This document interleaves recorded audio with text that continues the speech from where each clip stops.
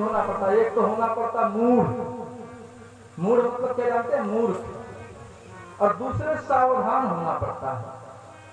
जब आप सावधान होकर के भगवान भोलेनाथ माता पार्वती से कह रहे थे कि राम कथा अगर तुम सुनना चाहती हो ना तो सावधान सुन सुमति भवानी। हे भवानी, सावधान होकर के सुनना। अगर सावधान नहीं रही तो कथा कहीं न कहीं आपके पल्ले पड़ने वाला नहीं है। तो मैं भी आपसे कह रहा हूं कि यहाँ अगर कथा सुनने आए भी हो तो सबसे पहला काम क्या करना कि एकदम से सावधान होकर के सुनना। ठीक है ना? वैसे देखो, वक्ता और श्रोता में क्या क्या लक्षण होना चाहिए, तब राम कथा सुन सकते और कह सकते हैं। मैं आपसे निवेदन करूं, थोड़ा ये भी जानना जरूरी है। देखो, वक्ता में पात्रता, वक्ता में 5 लक्षण होना चाहिए कम से कम। अगर ये 5 गुण वक्ता में हो तब इस गद्दी पर बैठने का अधिकार नहीं है। आज तो कोई भी बैठ जा रहा है, कुछ भी बोले जा रहा है, लेकिन 5 गुण हो तो इस गद्दी पर बैठे।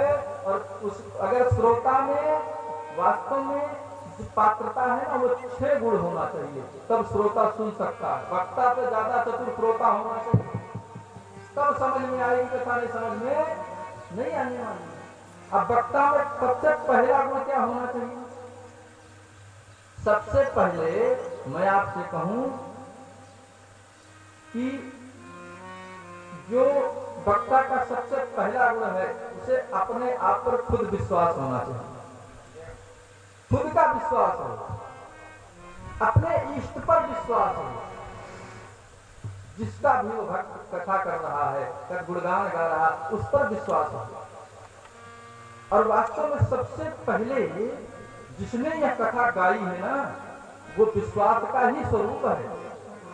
सबसे पहला कथा कहाँ शुरू हो रही है? कैलाश में, कि परम रम्य गिरिवर कैलासु, परम रम्य गिरिवर कैलासु, परम रम्य गिरिवर कैलासु, परम रम्य गिरिवर कैलासु, सदा जहाँ शिव उमा निवासु, सदा जहाँ शिव उमा निवासु, सदा जहाँ शिव उमा निवासु, सदा जहाँ शिव उमा निवासु, परम रम्य गिरिवर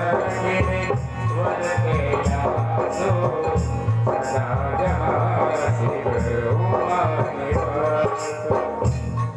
कहते हैं परम रम्य गिरिवर कैलासु, कैलाश पर भगवान भोलेनाथ विराजते हैं और माता पार्वती के संग में रहते हैं। अच्छा, भोले बाबा कैलाश में क्यों रहते हैं? कैलाश जानते हैं बर्फ का पहाड़ है, और इसका अर्थ तो ये हो गया कि सबसे पहले वक्ता को ठंडा होना चाहिए। अगर वक्ता ठंडे में ही रहेगा तो राम जी की कथा कह पाएगा, अगर गर्म हो गया तो राम जी की कथा उसकी गायब हो जाएगी। इसलिए सबसे पहला गुण वक्ता सहज होना चाहिए, सरल होना चाहिए। और वास्तव में वैसे भी गोस्वामी जी कहते हैं भोले बाबा कौन है?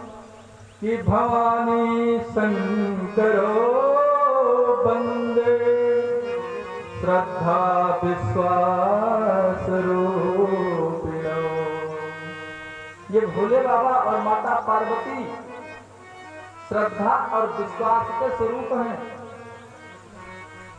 और वास्तव में ये मानस जी समझ में भी उसके आएंगी कि जय श्रद्धा संबल रहित नहीं संतन को साथ, तिन कहु मानस यगम अति जिनहिन प्रिय रघुनाथ।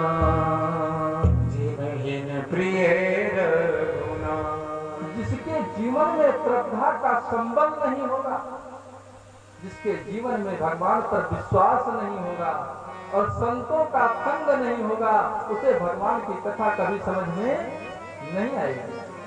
इसलिए जे श्रद्धा संबल रहित नहीं संतन कहु साथ, तो तिन कहु मानस अगम अति जिन्हीं में प्रिय रघुनाथ।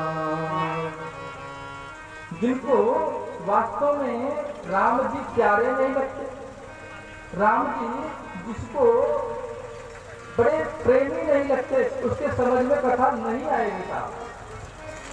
और इस दुनिया में आए हैं ना, क्या पता कल क्या होगा, किसने जाना है। कि दुनिया के रैन बसेरे में पता नहीं कितने दिन रहना है, जीत ले सबके दिल को बस यही जीवन का गहना है। इस संसार में रहो तो सबसे प्रेम से रहो, सबसे मिलो, प्रेम से मिलो और जीवन को ही प्रेममय बना लो। अगर ऐसा जीवन हम जी रहे हैं तो हो सकता हमारा जीवन कल का और आज का दोनों कहीं न कहीं सुधर जाएगा साहब। इसलिए श्रद्धा संबल दोनों होना चाहिए, संतों का संग होना चाहिए। और गोस्वामी जी कहते राम जी जिसके प्रेमी हो, जिन्हीं ने प्रिय रघुनाथ। जिसे राम जी प्यारे नहीं होंगे उसे भी भगवान की कथा समझ में नहीं आएगी।